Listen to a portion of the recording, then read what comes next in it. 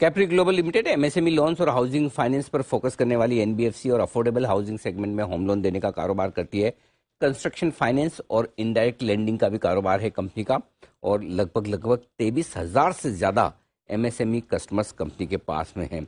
हमारे साथ कार्यक्रम में शामिल हो रहे हैं कैप्री ग्लोबल के एमडी राजेश शर्मा साहब, जो चार्टर्ड अकाउंटेंट है, कैपिटल मार्केट्स फाइनेंशियल एडवाइजरी में 25 साल से ज्यादा का लंबा गहरा अनुभव शर्मा साहब का है।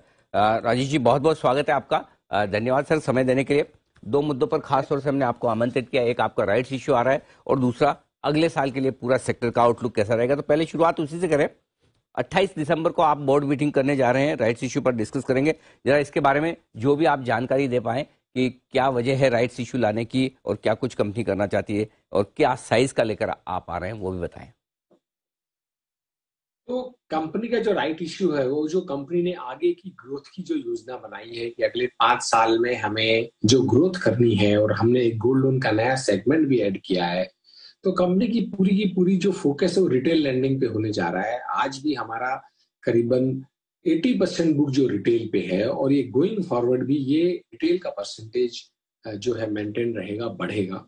तो हमारा अफोर्डेबल हाउसिंग सेगमेंट, एमएसएमई को लैंडिंग और गोल्ड लोन सेगमेंट में हम जो कर रहे हैं, उसके लिए अगले जो 5-7 साल की ग्रोथ है उसको ध्यान में रखते हुए मैनेजमेंट का ऐसा मानना है कि कैपिटल इन्फ्यूजन होना चाहिए। उससे एक एडवांटेज ये होगा कि एक जो रेटिंग है कंपनी का वो स्ट्रेंथन होगा। लेंडर जो रॉ मटेरियल है, हमें जो बैंकों से पैसा बोरो करना होता है, उसमें बैंकों का कंफर्ट बढ़ता है और आगे ग्रोथ के लिए पूरी कैपिटल एडिक्वेसी जो है बहुत ही हाई हो जाती है।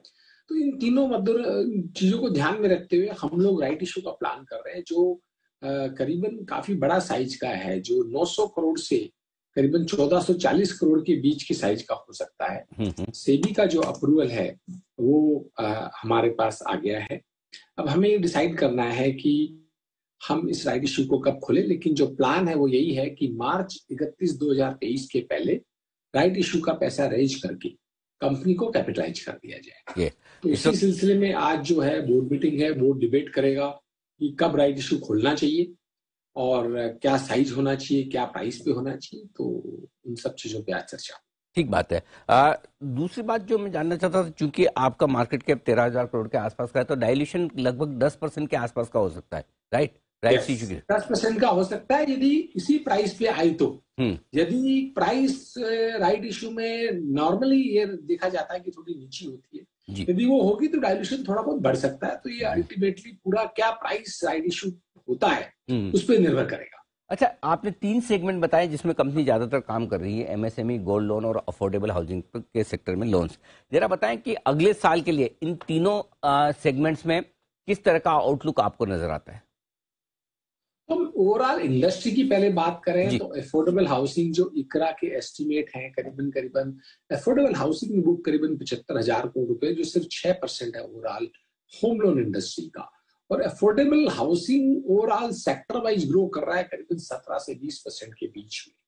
और जो गवर्नमेंट का थ्रस्ट है हाउसिंग फॉर ऑल और वेरियस जो बेनिफिट्स है छोटे घरों को बनाने के लिए, सस्ते घरों को बनाने के लिए, उनके चलते ग्रोथ और भी आगे बढ़ सकता है। तो ये तो सेक्टर की बात हो गई। कैप्री की हम बात करें तो कैप्री करीबन 40% से ग्रो कर रहा है हाउस होम लोन सेगमेंट में। और आपने ब्रांचेस भी ऐड किए हैं, टेक्नोलॉजी को स्ट्रेंथन किया है, मैन पावर बढ़ाया है। तो उसके चलता है कि हम 40 से 50% ग्रो करेंगे हाउसिंग फाइनेंस में over a period of next 4 to 5 years। हम एमएसएमई लैंडिंग की बात करें तो ओवरऑल एमएसएमई लैंडिंग में आज भी इस पर यूके सिन्हा कमेटी की रिपोर्ट जो 2019 में आई थी आरबीआई की, उसके हिसाब से आज भी एमएसएमई क्रेडिट में करीबन 20 से 25 ट्रिलियन रुपीस का गैप है।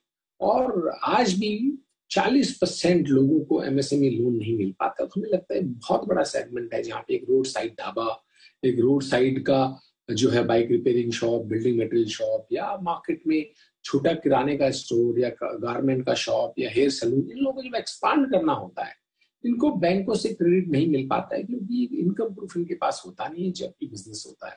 ये पूरे अकाउंटिंग मेथड को कोई हर ट्रांजैक्शन को रिकॉर्ड नहीं कर पाते छोटा। तो इन लोगों को देने के लिए आज भी बहुत बड़ा गैप है। तो ये सेगमेंट भी हमें लगता है कि हमारा 30% के हिसाब से ग्रो करेगा। गोल्ड लोन सेगमेंट करीबन 3,30,000 करोड़ की करीबन साइज है, जो 12% ग्रो कर रहा है। अभी बैंक भी इसमें काफी एग्रेसिव एनबीएफसी भी, उसके बावजूद भी आज भी 65% मार्केट शेयर जो है वो महाजन के पास में और छोटे गोल्ड ज्वेलर के पास में, जो काफी हाई रेट पे लैंडिंग करते हैं। तो ये सेक्टर में धीरे धीरे अनऑर्गेनाइज से ऑर्गेनाइज में मूव होगा, ये बहुत बड़ी अपॉर्चुनिटी है। तो गोल्ड लोन में ऑलरेडी हमने करीबन 450 ब्रांच ऑपरेशनल कर ली और हमारा प्लान है इसका करीबन 2 साल में 1000 ब्रांचों के ऊपर खोलने का। तो गोल्ड लोन में भी काफी अच्छी ग्रोथ हमें दिखाई दे रही है।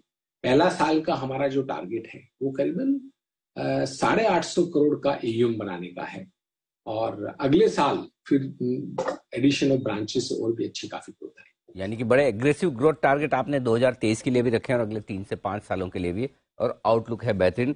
राजेश जी, बहुत बहुत धन्यवाद समय देने के लिए।